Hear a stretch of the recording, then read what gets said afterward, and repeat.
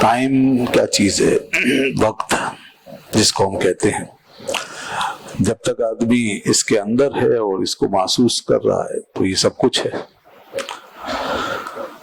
اور جہاں جہاں اس سے تعلق کمزور پڑتا ہے، شعوری سطح پر، محسوس کرنے کی سطح پر بھی اگر تعلق کمزور پڑتا ہے تو وقت غائب ہونا شروع ہو جاتا ہے، یہاں تک کہ انسان ٹائم لیس بھی ہو سکتا ہے، وقت سے نکل کر باہر بھی جا سکتا ہے۔ آج کی آیتوں میں ذرا غور کریں، اللہ کے رسول صلی اللہ علیہ وسلم تشریف لے گئے معراج میں، 15واں پارہ، ٹائم غائب ہو گیا، اللہ نے خود ارشاد فرمایا لیلا، رات کے ایک تھوڑے سے حصے، کتنا لمبا سفر ہوا، ٹائم کتنا رہ گیا، لیلا، اور ادھر کتنا وقت گزرا، متعدد سال، کئی سال گزرے، اور کئی سالوں کا جو سفر ہے وہ ایک رات کے تھوڑے سے حصے میں کرا دیا، یعنی گویا اس ٹائمنگ سے باہر تشریف لے گئے، ہمارے ٹائمنگ سے چلے نکل گئے، اللہ قادر ہے۔ اور ادھر دیکھیں اصحاب کہف تقریباً 300 سال تک سوتے رہے، ان کا بھی ٹائم سے تعلق ختم ہو گیا، اور اس کے بعد جب اٹھے تو کہنے لگے ہم دن یا دن کا تھوڑا سا حصہ ہی تو سوئے ہیں، باہر نکلے تو 3 قومیں گزر چکی تھی، 3 نسلیں گزر چکی، سب کچھ بدل گیا، تو کس طرح گزر گیا وہ وقت۔ آدمی سو جاتا ہے تو اس کا تعلق وقت سے ختم، اسی طرح انسان بے ہوش ہے تو وقت سے اس کا تعلق ختم، کسی روحانی ڈائمینشن میں چلا گیا تو اس کا تعلق وقت سے ختم، ٹائم سے نکل جائے گا۔ معراج پر تشریف لے گئے آپ صلی اللہ علیہ وسلم، اس وقت سے تعلق ختم، اور جب انسان مر جاتا ہے تو بھی اس کا تعلق وقت سے ختم، پھر وہاں کیا ہوتا ہے کیا نہیں، دنیا کے وقت پر اس کو قیاس نہیں کر سکتے، اور وہ وقت کس طرح گزرتا ہے وہ اللہ ہی جانتا ہے، پھر کس طرح کے سال ہوتے ہیں، کیسی صدیاں ہوتی ہیں، اور کون سے موسم ہوتے ہیں، کوئی نہیں جان سکتا۔ دنیا میں جب اتنی ڈائمینشنز ہیں تو پھر مرنے کے بعد کیا ہم قیاس کریں گے؟ حدیث میں آتا ہے کہ ہر مرنے والا اپنی قبر میں غروب کا وقت دیکھتا ہے،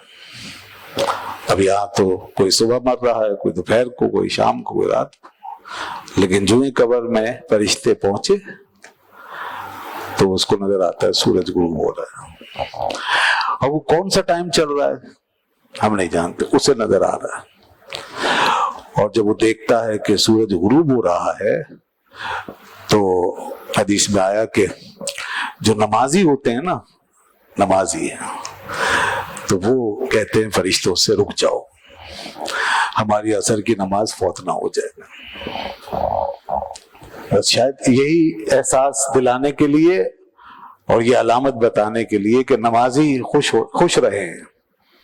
نمازی پر امید رہیں، ان کو نماز یاد آئے گی، یہ نماز یاد، کوئی اور یاد نہیں آئے گا، نہ ماں نہ باپ، نہ بھائی نہ بہن، نہ بیوی نہ بچے، وہ سب یہاں روتے دھوتے رہ گئے، آپ کا حال اب الگ ہے، آپ تو گئے اپنے اعمال کے ساتھ، اب آپ ہیں اور آپ کے اعمال ہیں، سب کچھ وہی ہے، اب تو نماز یاد آئے گی، اور جس نے نماز یاد کر لی اس وقت بس کام ہو گیا، اس کا امتحان پاس ہو گیا، اب اس سے فرشتے کیا پوچھیں گے، یہی تو پوچھنے آئے تھے، اس نے تو عملاً بتا دیا بھئی نماز جا رہی ہے، رکو بھی۔ تو یہ ٹائم جو ہے ہر جگہ کا الگ الگ ہے، اس کی ڈائمینشن الگ الگ ہے، اور جب ٹائم کی ڈائمینشن الگ الگ ہے تو علم کی ڈائمینشن بھی الگ الگ ہے۔ ہم جس علم میں رہتے ہیں وہ علم یہ ہے، اس ٹائم اور اسپیس کا جو علم ہے وہ ایک الگ علم ہے، اور کسی اور ٹائم میں ہم چلے جاتے ہیں اس کا علم اور ہے،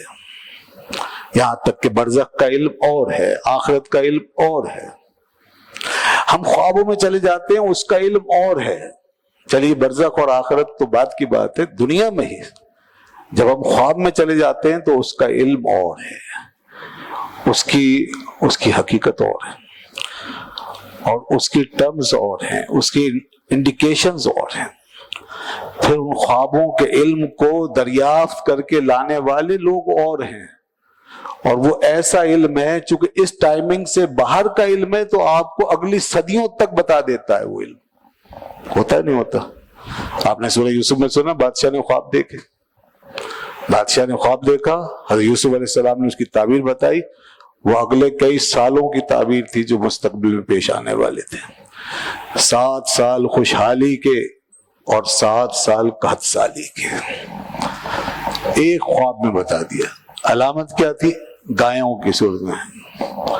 موٹی تازی فربہ گائیں اور پتلی دبلی خشک سوکھی ہوئی گائیں، اس طرح کا خواب دکھایا، اس سے انہوں نے تعبیر نکالی اور اگلی دنیا کا آنے والے وقت کا حل بتا دیا۔ ہم خواب میں گئے ہیں، ہمارا علم بدل گیا۔